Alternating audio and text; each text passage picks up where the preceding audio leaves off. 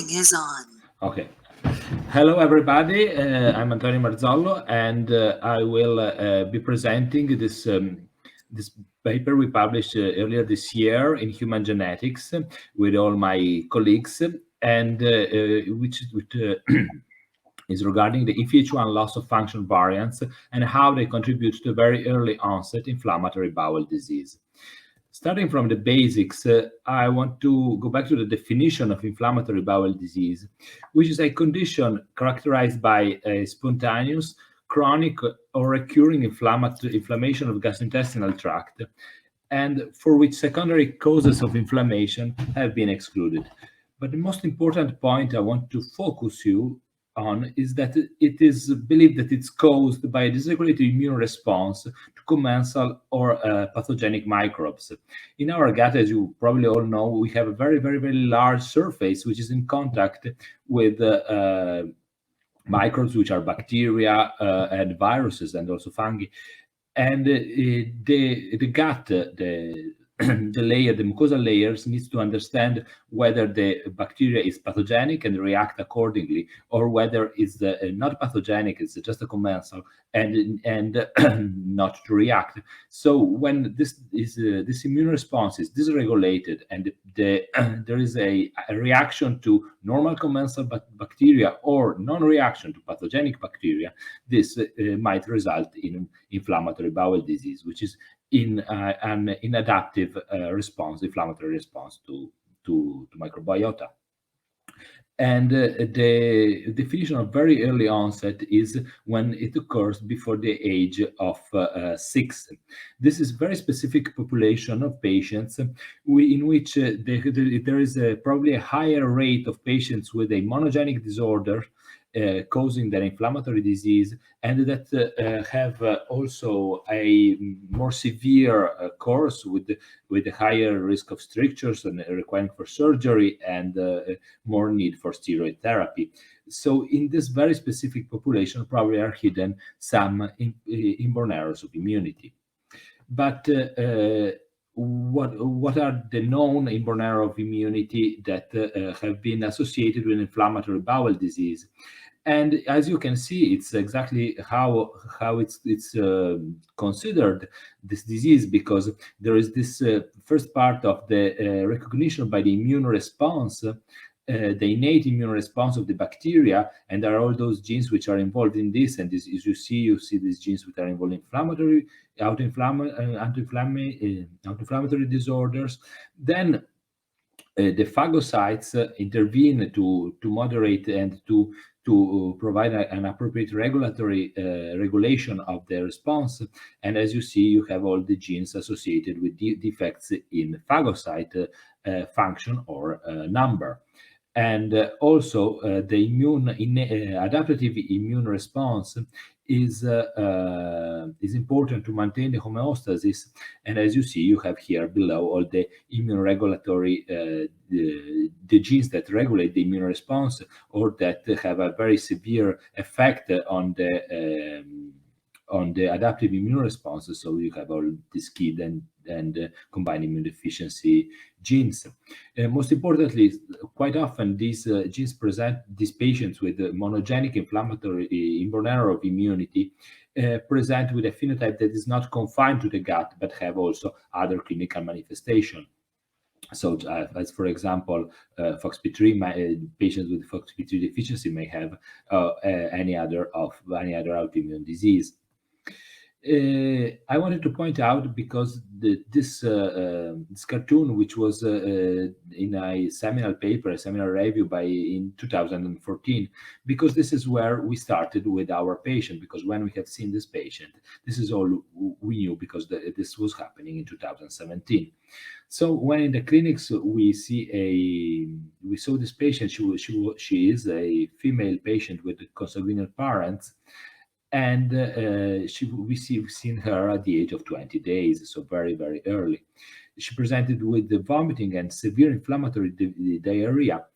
And the diarrhea was so severe that it led to a severe dehydration, acute kidney injury, which is, I know that in this age, the dehydration can happen quite often, but it means that the diarrhea was really severe, and she was losing 100 ml of water per day, per kilo per day. So when we started seeing her, first we managed to support her, and then we excluded the first thing. We excluded infection, which is the main cause of this clinical picture at this age, and then we went rapidly to exclude also the SCID, which is, as you know, an emergency, immunological emergency, another so-called common, because the ones you know from the book Inborn error of immunity, and by immune phenotype we did not really see anything that was compatible with those disorders. We sent anti-enterocyte and anti-harmonin antibodies, which were tested negative, and we've seen only a mild reduction in naive T cells, but this might be just because the memory T cells were expanded, and a moderate monocytosis, but this could have been associated with any kind of inflammation. So we went for endoscopy, and the endoscopic picture was quite specific, because we had expected something like more like Crohn's disease or ulcerative colitis, but we've seen something like much more similar to a celiac disease, so an immune-mediated enteropathy. The patient was obviously not having celiac disease, first because of the age, and second because she was not eating gluten.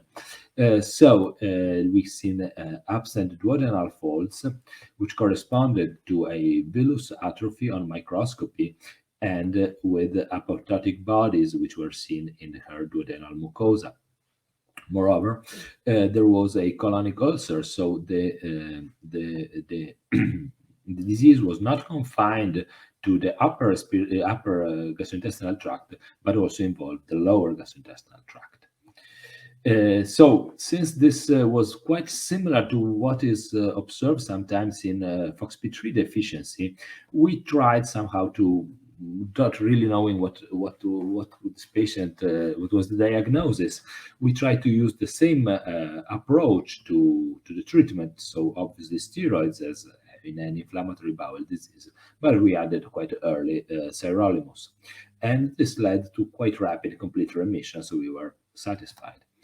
But however, she had at the age of 5 months, when we were tapering steroids, she had a relapse of enteritis, and luckily she was responsive to full dose steroids, so the tapering was really, really slow subsequently.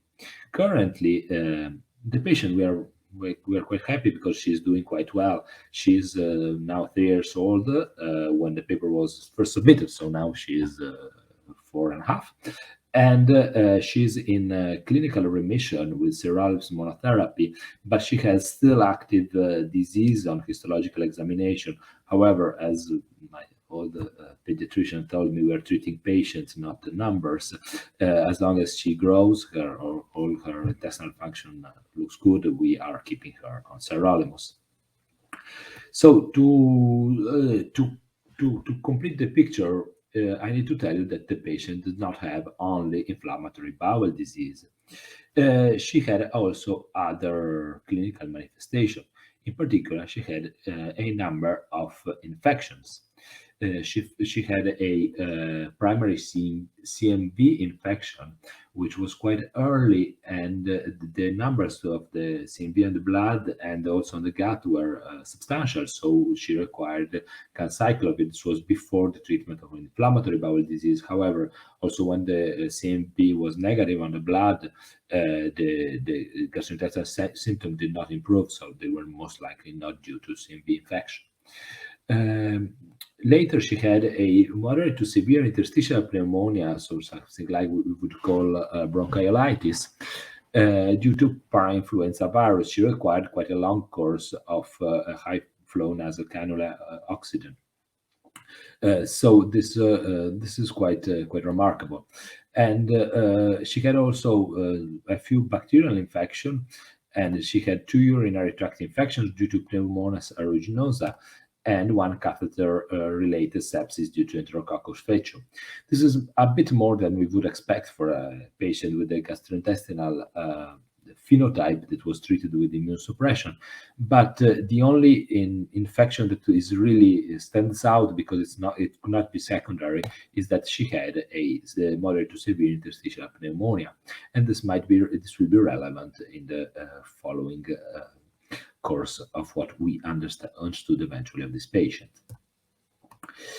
So to make it easy, we went to exome sequencing. As you probably have guessed, 84 genes which were already known as a genetic cause of a very early onset inflammatory bowel disease were clearly wild type. So then it began. What can we have on all the other genes in the exome? So we try to prioritize the genes which were known to be associated with a immunological phenotype, and that had some they were close in the connectome with the known list of 84 genes. So what really, and we were looking for rare variants that had a substantial impact on the protein, and possibly homozygous. So all this was found in IFIH1, which was, and we found a deletion of our adenosine that led to a frame shift and then a termination. So that's the first time I have heard about IFIH1. At least I had some idea, but I had to look it up what this gene was doing. So the gene, it's quite a large gene. The variant falls more or less in the middle, and it's expected to result in a truncated protein lacking the C-terminal domain of the gene. As it is quite obvious, the patient was homozygous, and both parents were heterozygous and consanguineous. So the family segregation was easily done. Since I will be talking about this, I introduced this slide just to be sure that we do not miss some points of my follow, because I really read about several articles, really did not understanding what was about. So I just give you a few tips, because I'm a physician and this was all new to me. So IFIH1 is the gene, and not as for every other gene, it's not just that you remove the italic and you get the name of the protein. Here they changed it. So IFIH1 is the gene, MDA5 is a protein. Then, since I will be talking a lot about monoallelic versus biallelic, which is something that is very, very useful when talking about genetics, I want to define this just to be sure that everybody is on the same page. Probably most of you know what it is about, but just for the few that don't. So wild type, both alleles are okay. Monoallelic mutation, you have one mutation in one of the two alleles, and this implies that the other one is wild type. So it's not only that you have a heterozygous variant, it also implies that you do not have anything on the other side. A biallelic mutation obviously can be, as in this case, a homozygous variant, but the word biallelic includes also the patients with a compound heterozygous. So when you have a problem on both alleles, it's biallelic. When you have a problem on only one allele, it's monoallelic. Okay, so this at least when I got these things, I was able to read literature. What was known at that time about IFIH1 and MDA5, as we know, is the protein. So it's in the center of a pathway, which is the pathway of the recognition of double-strand RNA. Where can double-strand RNA come from in the cytoplasm of a cell? Well, it can come from viruses that enter the cells, or from self-RNA, or if we put it there, so this is a poly-IC, and this is a synthetic stimulus of MDA5. MDA5 is here in the middle, and when it's activated, it results in the activation of the adapter protein MAVS, and then in the response by type 1. I mean, it's in the transcription of interferon, of type 1 interferons. So if you stimulate, you are expected to get quite a substantial increase in the expression of interferon alpha and interferon beta. This is not this is a redundant pathway. So there are pathways that are, there's a TL3 pathway that recognizes the similar ligands, and similar ligands are also recognized by a similar molecule which is called RIG1. And this was discovered later. So this was initially called RIG1-like. So there are three pathways that converge eventually to the response of to the type 1 interferon response. What was known at the time about human disease? IFIH1 gain-of-function variants are associated with Aicardi-Goutieres syndrome. It means that this Aicardi-Goutieres syndrome that some of you might be, most of you probably are familiar with, is a severe autoinflammatory disease which mainly affects the brain and has some other lupus-like features in the periphery, and results in a severe brain damage and calcifications. So what to do with our variant gain of function? Something was strange going on here. Well, our variant does not really look like a gain of function variant, because gain of function variants usually are missense variants. Truncating variants can be gain of function because nothing is black or white, but this is more rare, and it happens only when a regulatory domain is cut off by the variant. But the gain of function variants are usually monoallelic, because you need just one fast car to go fast. You don't need two go fast cars to go fast. And the parents are not affected, and they were both carrying the same variant. So this is another argument against the fact that this is a gain of function variant. And the phenotype is really different, because our patient is really a nice girl, and she does not have any CNS issues. So at that point, we are a center that we are interested in genetics of primary immune deficiency, but we are not one of the main centers doing this. And so when we have a great problem, we call our friends. I was talking about with Alessandro Borghesi, which is a colleague which works in Pavia, and I was talking about my issues and what to do with patients. So, and oh no, I know someone working with IFIH1 LOF variants. And through a few connections, we eventually got to Helen Su, who was very happy to collaborate with us and help us out with this project. So what we did next, we validated the effect of the variant at the Helen Su lab in the US. They transfected cells with the transcript, including the variant, and they found that the resulting protein was expressed, and as expected, it was truncated. It was expressed also at a lower level than the wild type, which is the first column. The number 3 is our protein. But when it came to transcription activity, we've seen that this was quite a difficult experiment, because they transfected the cells with the variant, and they transfected also a promoter of the IFIH1 promoter associated to a luciferase. So when they stimulated these cells, the stimulus would stimulate the aberrant, the protein with the variant, and this protein would or would not go to this promoter, which was associated with something that could be detected. So long story short, we had no luciferase activity, and so this means that this is a loss of function variant in IFIH1, where we were more or less at the same point, because we did not know what IFIH1 loss of function variants would do.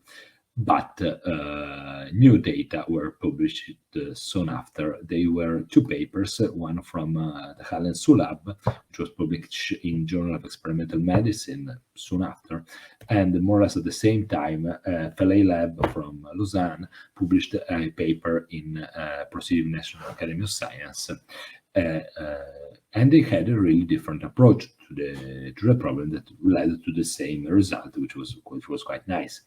This paper from Helen Su lab studied a single patient, and this was probably is, I don't know how it ended, a girl with life-threatening recurrent respiratory infection caused by very, very, very common viruses such as rhinovirus, influenza virus, and other viruses that we get the flu, we get the sore throat, and we are okay. But she had really severe recurrent respiratory infection.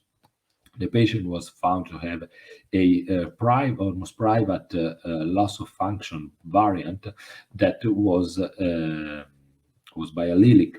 And they not only proved that this variant was a loss of function, but they also transfected it in and then developed a model of the lung showing that this lung cells could not respond to viruses. So this was a really, really very nice paper to read. Asghari did the other way around. So they took 120 patients with respiratory failure due to a common viral respiratory infection, and they said put the net and see what fish would come. So they found in this cohort 8 patients carrying rare EFIH1 variants. One had a biallelic variant, and the other one was and 7 others, had a monoallelic variant. They demonstrated that the variants were loss of function, and at some point they suggested also that the monoallelic variant, the loss of function when it was monoallelic, would have a dominant negative effect. So this is some other complication, meaning that if you have one allele that is with the variant, the protein that it produces would interfere with the normal variant, the normal protein, and cause a loss of function more severe than expected from a monoallelic. So they concluded that this was the cause, or at least a risk factor for this severe phenotype. And so we, based on this evidence, we know that IFIH1 LOF is associated with severe viral respiratory infections. So what to do next? Well, we thought that maybe if there is some other patient with gastrointestinal phenotype, it would be better. So where to look? Well, if you search where you are, and we have looked in our cohort of patients with very early onset inflammatory bowel disease and no identified genetic cause. And in Padova, we had 17 such patients. And we were lucky because we found 3 additional patients carrying rare variants in EFIH1. And we were trying to decide what to do. Time goes by, emails go around, and so a few years have elapsed during this story. And in September 2019, I got this email from Helen Su, and she told us that there is another group working in EFIH1 variants in very early onset inflammatory bowel disease.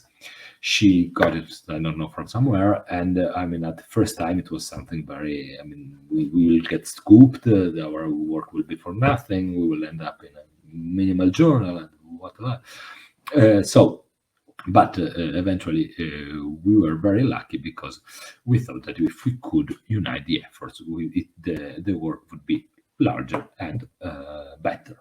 So we tried this approach, and Nara Sobreira from the Baylor College of Medicine and Anthony Guerriero from the Johns Hopkins University School of Medicine had the same idea, and we shared data.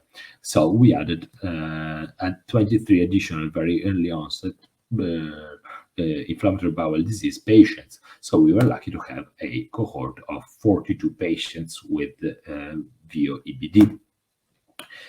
So the math is 1, the patient I told you about, 3 from Padova, and 4 patients from the US cohort having very rare variant in EFIH1. So we had a total of 8 patients. So what to do next? Validate the variants. So first, as you see, the Helen Su lab checked for protein expression, and as you see, most of these, most if not all of these variants are associated with a protein that is expressed, albeit the variants that have a truncating effect will have a lower molecular weight, and the variants that are only missense variants are the same molecular weight as expected. And what is and then the next step is, as I told you before about the first variant, is to validate the effect. And this gets a bit trickier because we have a few variants highlighted here that have no effect, so a complete loss of function. Then we have 3 variants that have some loss of function but not complete loss of function, so this is most probably patients with a partial loss of function, and this means that if the dose of poly-IC is not very, very high, they would not work. And one of these variants, albeit being rare, had no effect, so it did not affect transcription and the luciferase activity. So if we put all this together, and I hope I have not lost you in this monoallelic, biallelic, partial complete, we have all patients carrying at least one complete LOF variant. So all patients were at least monoallelic. So one is gone. Okay. And what, on the other hand, 5 patients had nothing.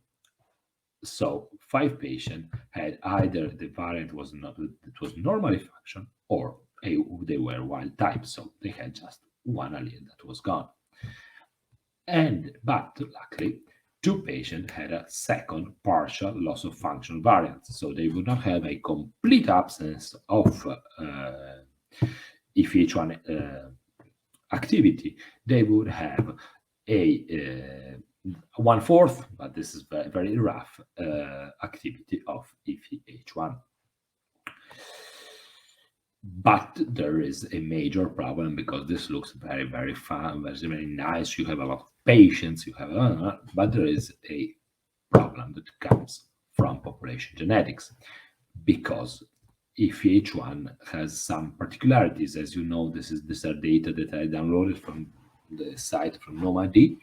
If a gene has a effect, is associated with the disease when it's in haploinsufficiency or dominant negative, it usually is associated with a negative selection, meaning patients or people with this variant would have less fitness, make less children. So this variant would eventually disappear from the population. But then this was not the case for EFIH1. Moreover, there's a second problem. It's that the variants, rare EFIH1 LOF variants that are known in the literature to be loss of function, and some of those are also in our cohort, are not that rare in the general population. So more or less, a little less than 1% of the human population has one EFIH1 loss of function variant. So we are 20-something. Someone of us can have it too, a loss of function variant in EFIH1. So something needs to be more complex. To tackle this issue, we tried to be sure that in our cohort, however, I understand that in 100 normal people, you would have one patient with a EFIH1 loss of function variant, but we had 8 out of 42.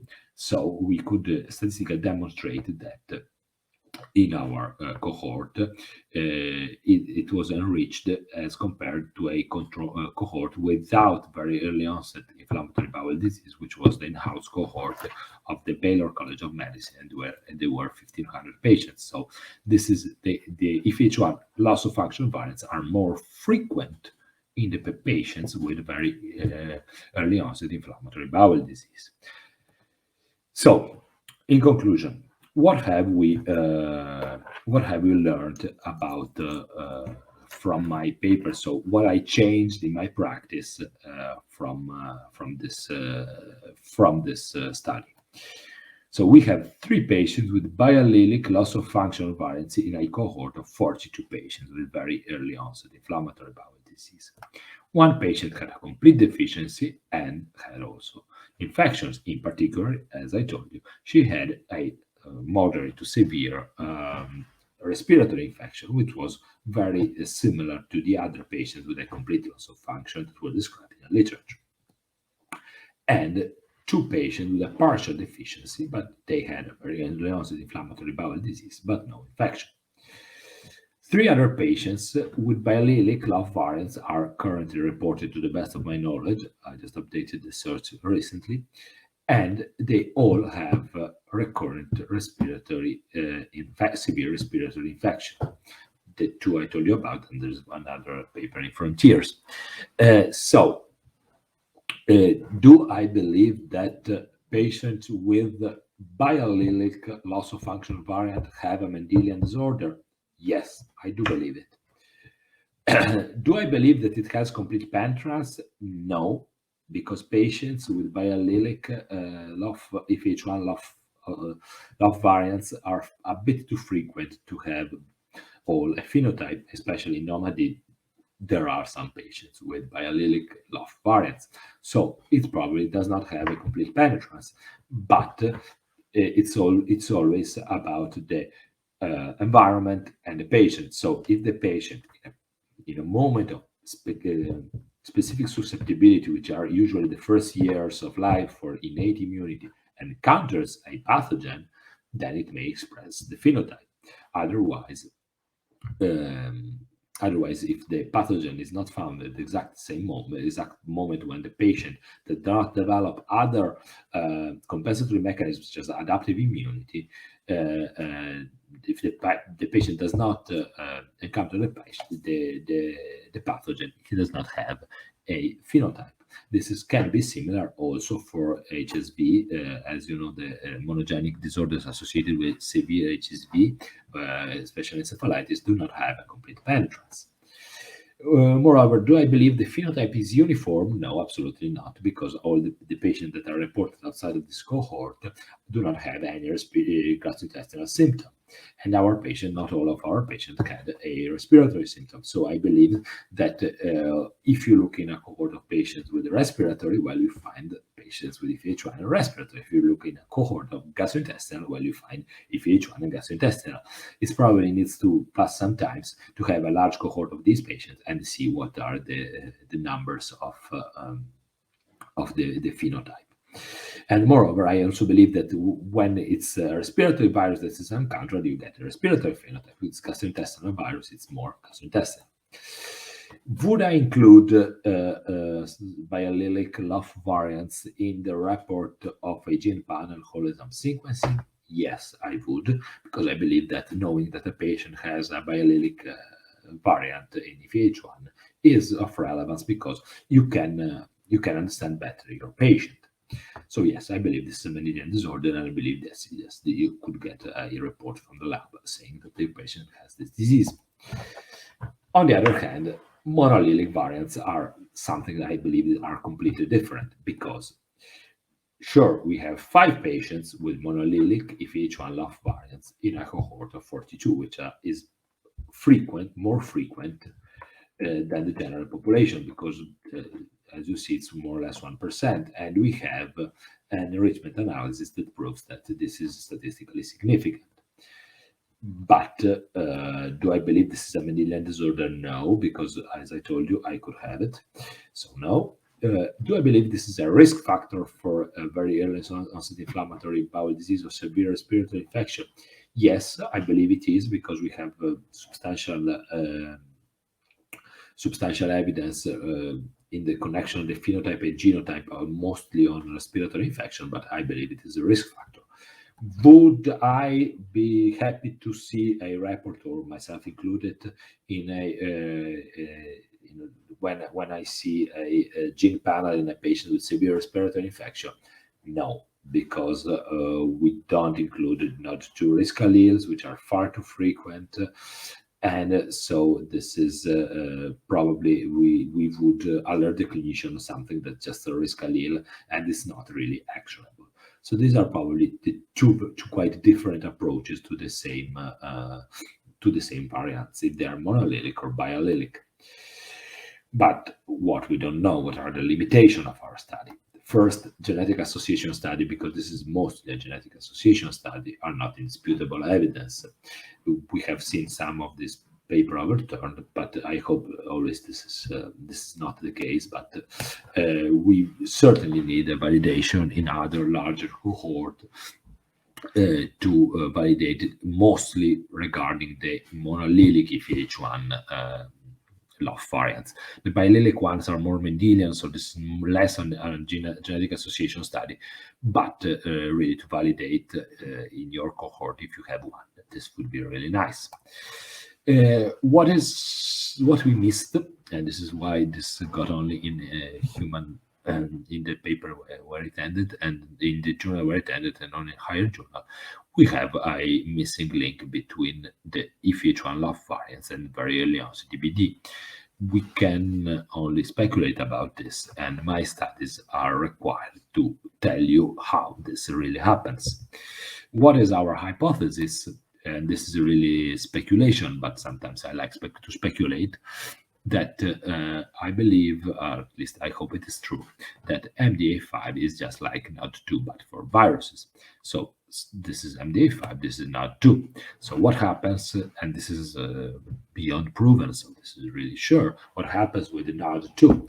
NOD2 is NOD2 risk alleles, which are a known and indisputable risk factor for inflammatory bowel disease. NOD2 is implicated in the response to bacteria, so in the innate immune response against bacteria. And when it's not working, the innate immune response cannot control the microbiota, which is believed, then the adaptive immune response kicks in and believes it's something like a pathogen, and results in inflammation.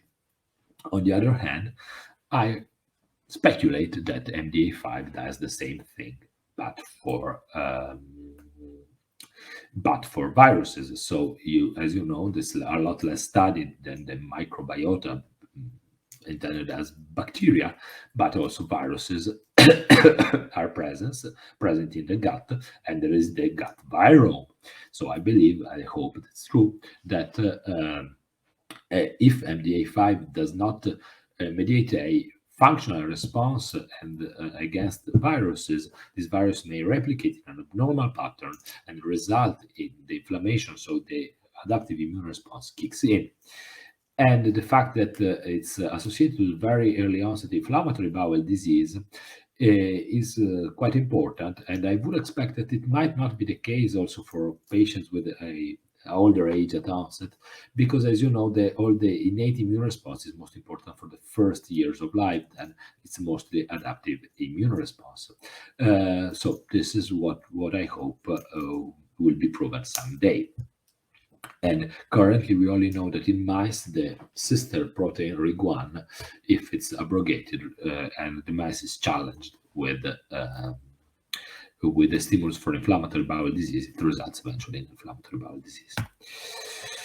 I would like to thank all the patients for participating in the study, and all the co-authors of this paper. And as you've seen, we were lucky to collaborate with several other institutions, the NIH, ANSU, and Johns Hopkins, the Baylor. So this is a long list, and I would like to thank them all for their work and help in this project. And then I would like to thank you for listening.